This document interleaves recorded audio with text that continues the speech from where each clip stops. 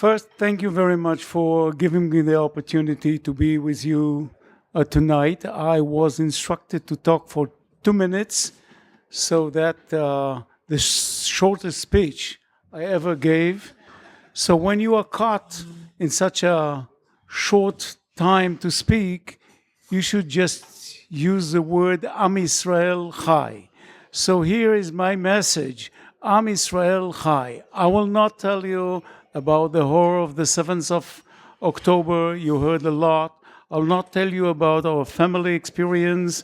Our 2 boys were wounded, one of them severely, and they are okay now. I will not even tell you about the nights I spent with Bibi Netanyahu at the darkest hours after the 7th of October. I will share with you a personal experience which occurred to me in my advanced age at the first day of the war. Of course, like everybody, I took my gear, which I have, and my rifle at home, and I rushed with my private car to the battlefields.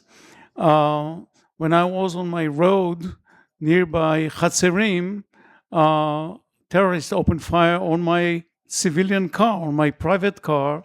Of course, I stopped the car. I went in a tunnel on the side of the road and opened fire back. They didn't know who they are challenging, so fire was shot back. And after a short time, a squad of young paratroopers joined me. It was the first experience under fire. They were a little bit confused, excited. So I showed them where the enemy is. I helped them to orientate themselves. And then we prepared for the assault on the 5 terrorists which opened fire. And then a young paratrooper, which could have been my grandchild. We have now a grandchild in the officer corps in Israel, so the 3rd generation of Eitam family in the battlefields. And he turned to me while darkness just about to fall and said, "An old man, you are now under my command. Don't get lost here during the assault." So I smiled. He couldn't see my ranks because I had a shield which covered the ranks.